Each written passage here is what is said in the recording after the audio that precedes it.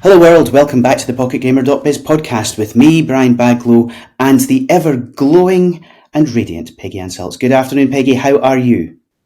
I am good. It's the end of the week. We're taking a change from our normal format today because we are keeping it in the family.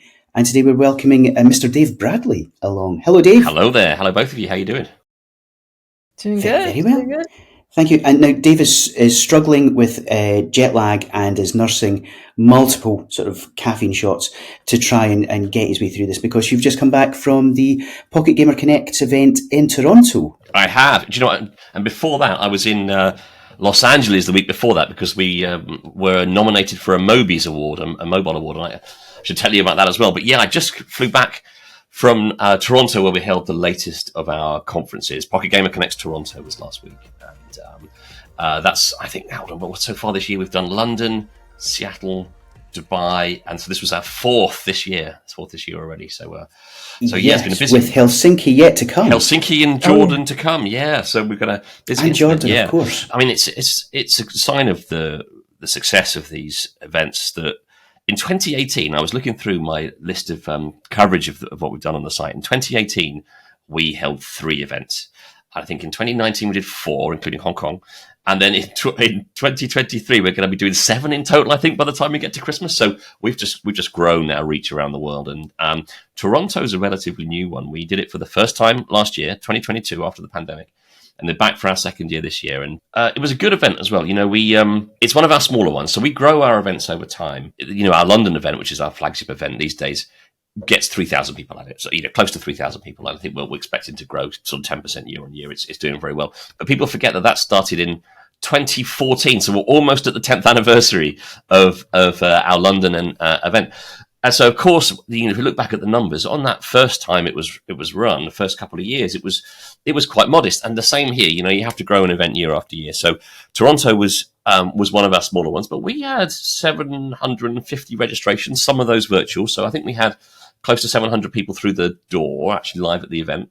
And it was a really, really fun event. It had a really nice vibe to it. I should just say, I mentioned this really briefly, but the week before I was in Los Angeles because the people who run the esports award every year out in America, they have just launched a mobile version of that. Now, of course, we run the mobile games awards every year in London, but this was kind of more esports facing, more consumer facing, but this is new for them. So they ran this, and then they actually nominated us for an award. In this kind of virtuous loop, which is very nice of them. We were in the kind of media platform category, and I like a good trip to Los Angeles, and we've actually got an office there ourselves. Our parent company has an office there, so I needed to visit them anyway. So I went along to that award ceremony. So I went straight from there to Toronto. I have to say we didn't win an award, unfortunately. We didn't win an award, but it was next year.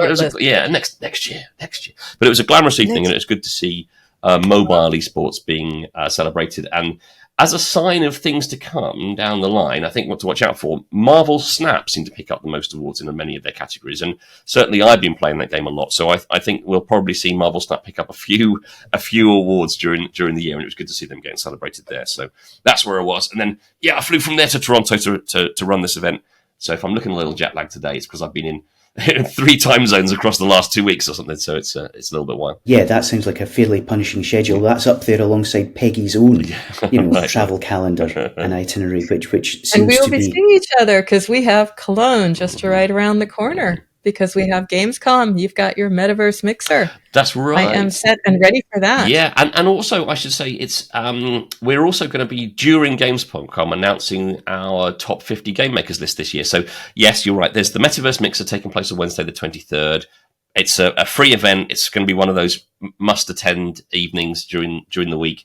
So do get down there. But then we're also going to reveal the top 50. So every year we do this top 50 mobile game makers list. There'll be a book that we publish, and we'll be revealing that list on the site. And it's an interesting list because it's not just like based straight on like finances, because that you can go and Google that if you just want to know what company made last year. So it's not like a Forbes rich list or something.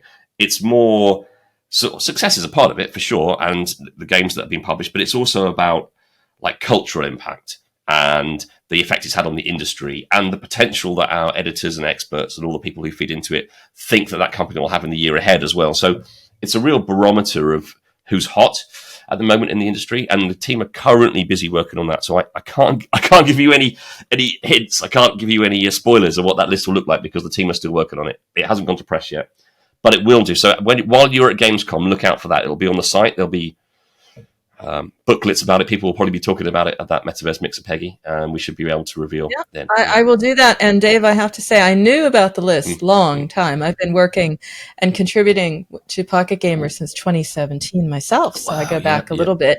I wasn't aware that you look beyond just the typical KPIs of success. So the fact that it's about impact and culture, which Brian and I are always talking about here, I am going to pay even more attention to it. And actually, Brian, we should look at a few newcomers on that list. Get them over here. We will, Peggy. We absolutely will. And I've been privy to a few of the conversations. I won't say fist fights, but spirited discussions around this. And it's as Dave just said, it's not just commercial success. It's not the KPIs, downloads, the usual suspects. It is quite a detailed process, and it does mean that we've got something that can really stand on its own 2 feet within this huge and rapidly growing global market. We can say, actually, based on all the experience, the stories, the work that we're seeing coming out on a regular basis, we reckon this is where all of these companies are positioned in a global market. So it's a really strong piece of work. And if I was working in a mergers and acquisitions or an investment firm right now, I'd have that list beside me on my desk, because that's a shopping list, right, of companies that are making an impact in the games industry. I want to stay with the idea of the business of games for just a moment, because you were talking about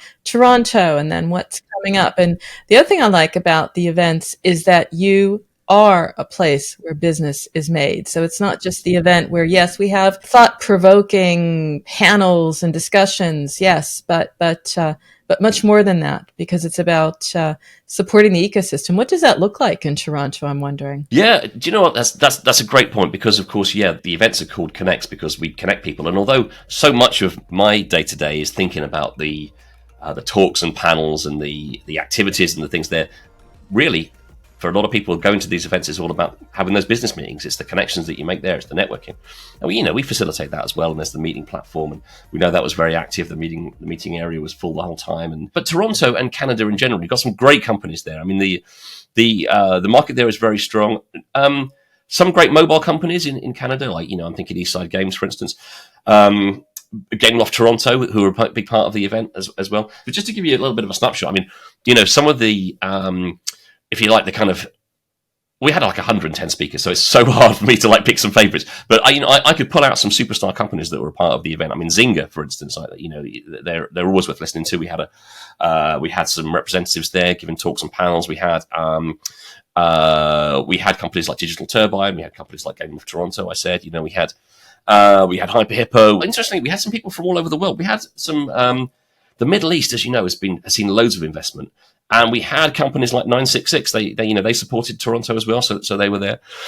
We had some British companies were there, and obviously some companies up from Seattle and for America. But it was also as well as kind of games companies, mobile and PC and console, like I've said, thriving Web3 scene, blockchain. We had a track devoted to that. Some really interesting conversations there from some local companies. We've got Horizon were there. Now, Horizon are the makers of the game Skyweaver, and also they've created the platform Sequence, which is quietly becoming a really good platform for Web3 development, for game studios who want to work with Web3 and make it easy to onboard players. Skyweaver was a really credible collectible card game, in the Hearthstone mold, but with blockchain tech. And their CEO Michael Saunders was on we gave us a speech and was on a panel with us. And fascinatingly, we had the production company Dark Slope who were there, who they gave us a fireside chat, and they were on a panel as well. And they're a virtual production company, so they work in the video game space. Their speaker Justin Cathcart gave a sizzle reel from a video game-based TV show that they put together. They've got motion capture. They're integrating video game graphics with live action to create sort of a TV show, esports mashup kind of thing. So they were there, and that was just interesting. It all adds to the mix, the diversity of content, I think. So yeah, I hope that gives you a little bit of a snapshot, Peggy, into what was going on there. It's there's lots of stuff. We managed to fill 2 days, like I said, 110 speakers. So I apologize for any that I haven't mentioned, because I could go on and on. But that's really interesting with the shows and the mashup there. Yeah. I mean, that shows what we're also always talking about, how it all comes together, and games is that environment for there. Absolutely. It's one thing if you have sort of games that feature brands or content, but this is games as a new type of content. Well, that's exciting. Absolutely. And you've got to remember that, and this is something that we spoke about a little bit at the show, that it's games tech like the Unreal Engine, which is driving shows like The Mandalorian, of course, are using that volume space with the virtual production there of the using Unreal Engine. They just did a similar thing, I think, for an episode of Star Trek: Strange New Worlds that was broadcast. I should say these shows aren't filmed in Canada, those particular examples, but what they do show is, to your point, Peggy, about how it's games tech which is leading the way, of these of these productions. They couldn't have made The Mandalorian without Unreal Engine. Which fuels the VFX on that. So it was good to kind of touch on some of those topics and see what Canada is doing in that kind of area as well, and things like motion capture and stuff too. It's all the crossover and convergence between games and other forms of screen entertainment. It was good to see so many different strands of games development represented at PGC Toronto. I think this is one of the things, and one of the core strengths of PGC is, while it has Pocket Gamer in the title, you really do look at the ecosystem, and the games industry tends to define itself by those who make and publish video games. And its types of experience on types of device. But the reality is that the games ecosystem is so much bigger. And you're quite right, the Unreal and Unity engines are now out there powering projects from healthcare, education. The screen industries are increasingly reliant on it. And PGC, I always find, really reflects that and kind of picks that up in a way that a lot of other games events don't. They tend to be quite exclusive, rather than sort of going, that's really interesting. It's not necessarily games, but it's flavored, influenced, or powered by. And I think it will be a strength. It will really stand PGC in good stead as the rest of the world comes knocking on the door, and the games world is forced to kind of open up a little. Yeah, thank you. Yeah, we do. I mean, that whole kind of beyond games mentality is something that I've really championed here. We've got a site, beyondgames.biz, now as well, that's a partner to pocketgamer.biz, to cover a lot of these areas. So yeah, it's and a lot, our events do cover the business of it a lot. I mean, I learned so much just sitting in the audience and hearing about live ops and user acquisition and the challenges of user acquisition in the post IDFA world, and what companies are doing there to market and promote and monetize games. I find it absolutely fascinating. All these things going on behind the scenes, that the art and science of live ops is just, is in itself fascinating. I mean, the games that live and breathe and survive for decades, now. But on that note, as well as, some of these bigger companies that I've mentioned, and obviously, companies like Gameloft Toronto and Zynga are not small. We always support the indie scene as well. And like we did at Seattle, Peggy, you remember I maybe spoke about this before, we were able to bring in the indies to our big indie zone. And with the support of the company Bite Brew, we've got this new thing at our events now where we have an audience choice award. So we encourage, with a little ballot card, a little ballot paper that everyone has, everyone to go and play the games. Go in the indie area. There'll be at least 20 games out there. Go and play all the games, vote for your favorite, and then we'll celebrate that at the end of the conference. It's a really good, fun way to get everyone playing all the games. We had, like I said, we had a really thriving indie area in the main expo there. 20 games companies, all sorts of different games, and many of them competed in the big indie pitch as well. And I like that about the show. In fact, in Helsinki, which is our next full conference, September the 12th and 13th, will be in Helsinki.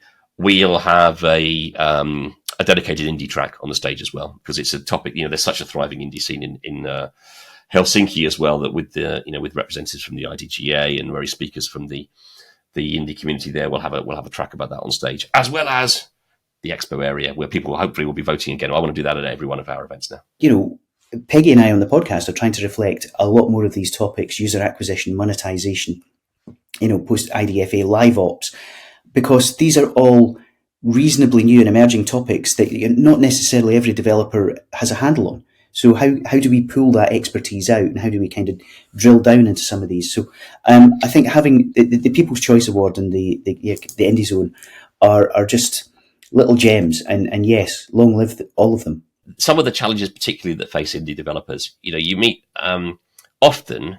Let's face it, people get into developing games because they love gameplay. They love the core loop. They love the visual challenges. They've got a particular genre of game they want to make. But the games business is a business, and you can't figure out after you spent 3 years developing a game. All right, how do we make money from this now? Are we going to sell it as a premium game? Are we going to try to get it onto the we're going to try to sell it to Netflix to publish on their their mobile channel? We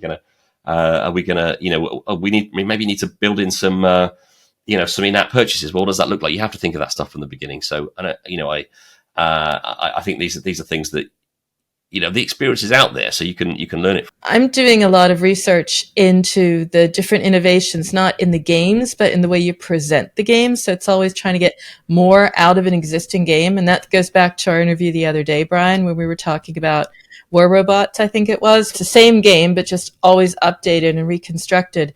And so, things like mini games, and these approaches, to just have a game within a game, but it's still the same game is what I want to say. It's a different slice of it or a different approach to it, getting more money out of your investment ultimately. And if you're an indie, that's what you want to do as well. Just curious about how that resonates. Are people thinking about that rather than maybe launching a new game, but really reworking their existing game and thinking about all the different ways they can get more money out of it? You've touched on something there that was spoken about a lot at our Dubai event, which was the month before. Now, My Games, which is a publisher, we're talking about promoting games and about audience and so on, and made a really good point, I think, which was that it's easier as a creator to create a new experience, to sell a new game to your existing audience than it is to build an entirely new audience from scratch. Retention is as important as acquisition. We get a lot of talk in the games industry about user acquisition. There's a whole science to that, which is getting a little bit harder because of changes to data protection and so on.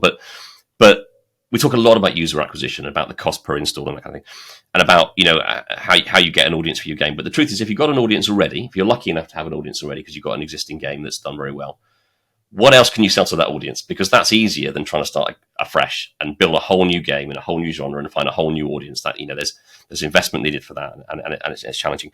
So yeah, to your point, Peggy, yeah, I think it's a great example.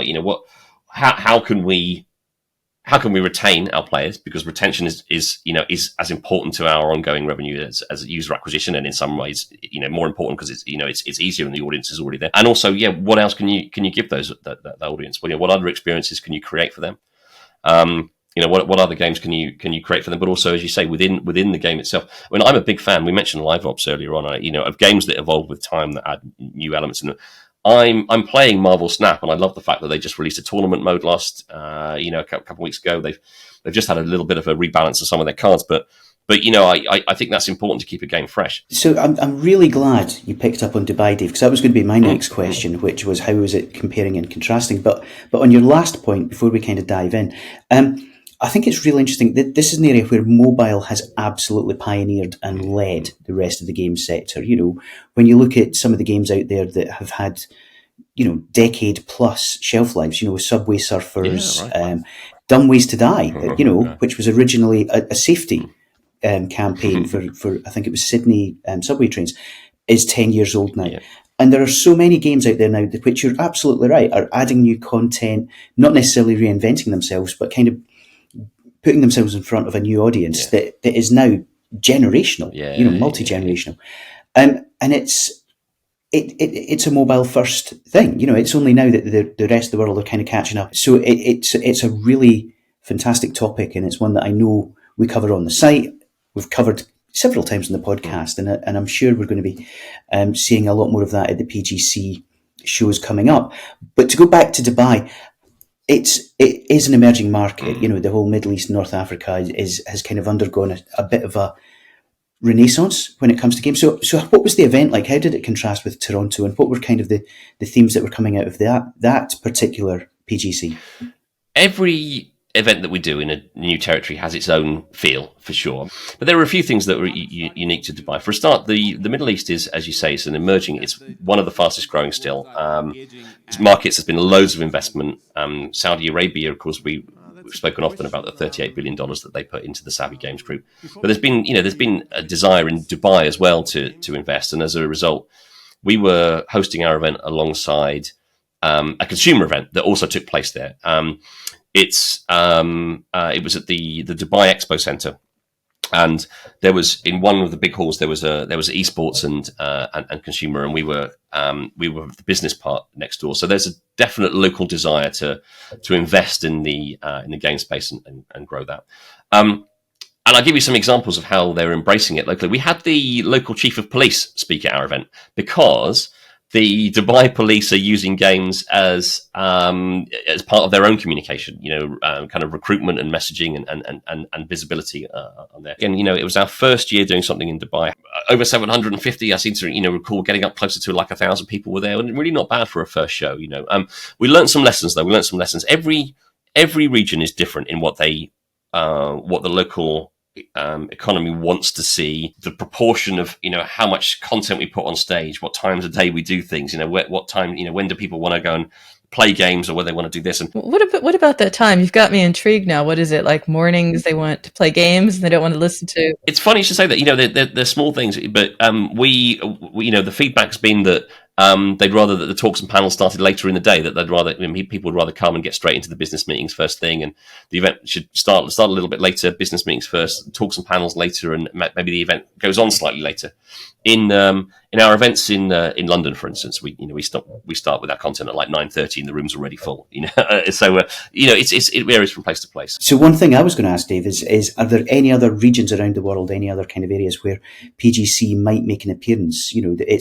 It seems that everything is moving so fast, and there are a lot of areas that kind of have really emerged recently. And if they don't have the legacy in games, they tend to embrace a lot of the new technologies more easily. If you look at what's happened in Turkey over the last 5-6 years, it's astonishing. It's gone from like 0 to 100. So are there any other regions where you think PGC might be making an appearance at some point in the near future? While I was in Dubai, I had people come up to me and said, let's have a conversation about doing an event in Egypt. Let's have a conversation about doing an event in India. Let's have a conversation about doing an event in Colombia. But Latin America is fascinating. There's the big event in Brazil, the Brazil Independent Games Festival, is just gone from strength to strength. Really in awe of how that's grown over the years. I think Latin America is interesting. But then there's also Southeast Asia. And, Chris James, the CEO, has got a fondness for Southeast Asia. The closest we've got is we ran an event in Hong Kong in 2019, but there's plenty of opportunity out there. But all these things are entirely speculative. We haven't announced any of these things, but they're all worth investigating. All of the world is our oyster, and we'll see where we go in future. And of course, we have another PGC event coming up in the near future, but this time a little closer to home in the wonderful Helsinki. Yes. The spiritual home of mobile gaming. I love Helsinki. Great. That's the 12th and 13th of September. We are at the Vanhasatama, easy for me to say, venue, which is the last couple of years we've been at the Cable Factory, but we're now back at the venue where we used to host the event when we first launched it, so it may be familiar to people. Helsinki is always one of our strongest events. Very vibrant community. I love the knowledge sharing vibe that there is in Finland. Yeah, we're planning tracks about indies. We're planning tracks about growth. We're planning tracks about the global trends. We're also, of course, planning tracks about the Finnish development scene itself. After London, which of course is our flagship event and right there on our home turf, Helsinki is always the next biggest.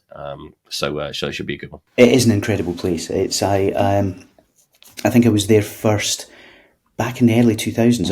I weirdly enough, I was part of a company called Digital Bridges in Scotland, which was one of the first mobile publishers.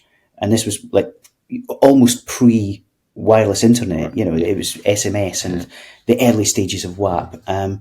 And I remember going there, and I think there was myself. I think we had maybe Riot E, if you remember those guys, the crazy guys that had the documentary, and Digital Chocolate. Which, of course, So many of those Supercell, I think, is the child of. Indeed, it is. Yeah, exactly. But I think there was there were about a dozen of us in this big empty kind of conference suite in a hotel with stands, pop-up stands, looking at each other, going, "Will this mobile thing ever work?" Amazing. I'm quite pleased to see that it's doing all right. It's doing all right. Yeah, a couple of weeks ago I had a chance to interview John Romero. Indeed, yes. And you can see that on pocketgamer.biz, and there's a chapter from his autobiography there, which he released last week. Reviews are coming in for it; they're very strong, and it's the sort of definitive account of those of a career making games. And of course, everyone wants to read about Doom and Quake and Daikatana. But what I think is important to remember is that John Romero was one of those early pioneers of mobile games, and as you were saying there, Brian, got into that space very early on.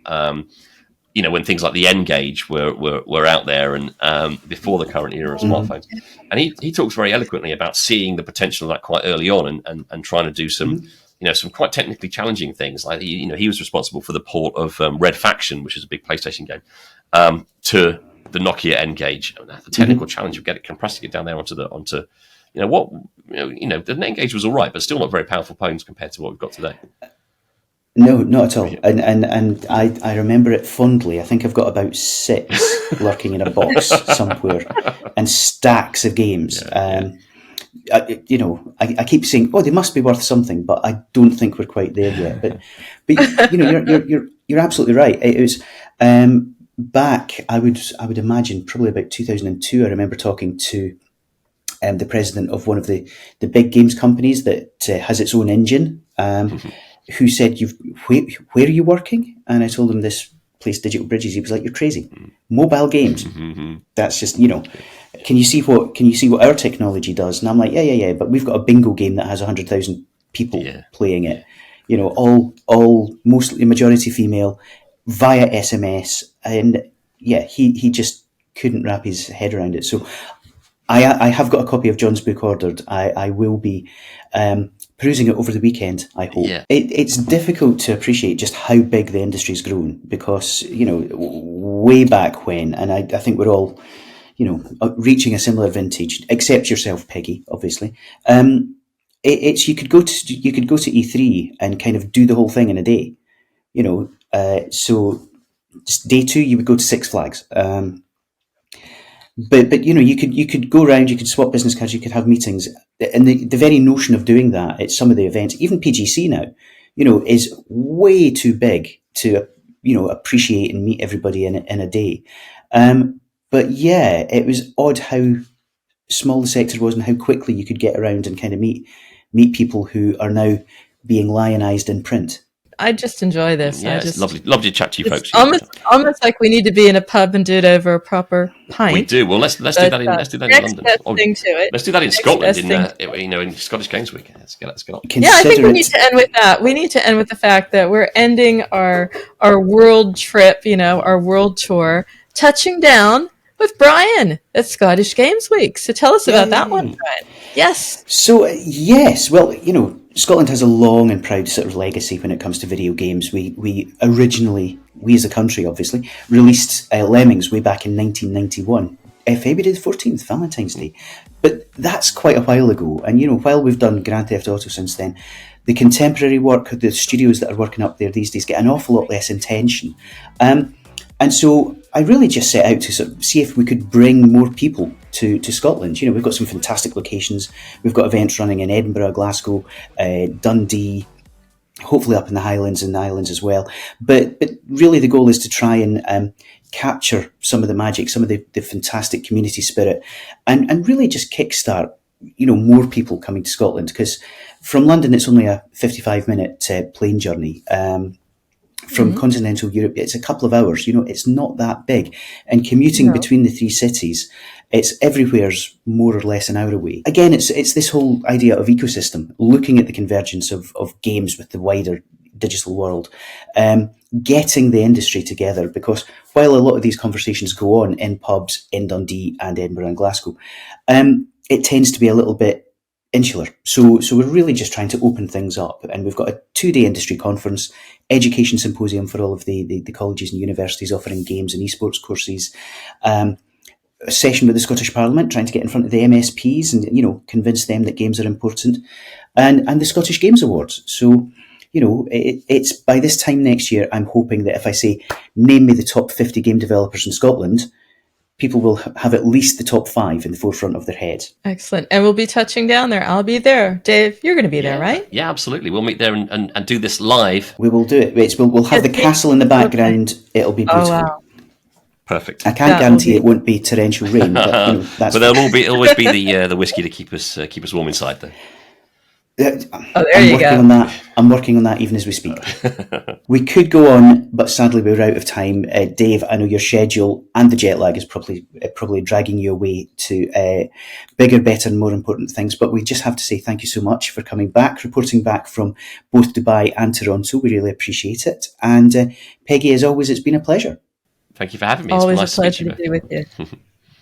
Absolutely a pleasure to have you, Dave, and to be one of the team. It's such a good feeling. Definitely. We're coming up to our 6 months, Brian. If you can, we are. Just wait. Even if we're not quite at the year, when you're up in Scotland, we'll get a cake. A Dundee cake. There we go. Perfect. Go full circle. I'm on. Well, thanks, everyone. Thank you. This show is all about how to do your job better, how to make an amazing game, how to market it, and you have a say. So if you have a story or know someone we need to shine a light on, then we would love to hear from you. We want to hear from you. We want to reflect the reality of the mobile games market in all its wonderful complexity and strangeness. So if you have any suggestions for us, if you have any feedback for us, you can always get in touch. You can email us at podcast@pocketgamer.biz. You can find us on Twitter @PG.biz, and you can reach out to us through the pocketgamer.biz website. If you're interested in listening to all of our podcasts, you can find them at pocketgamer.biz/podcast, and we would love to hear your thoughts on future shows. And we've got you covered on all the major platforms, so subscribe to the audio podcast, as Brian said. Look for us on YouTube. If you want to read it, hey, you can do that too, because we have a companion post for you as well on the pocketgamer.biz website. Tune in again for the next edition of the pocketgamer.biz podcast, and we look forward to speaking to you in the near future. Until then, I'm Brian Baglow. I'm Peggy Ann Saltz, and that's a wrap until next week.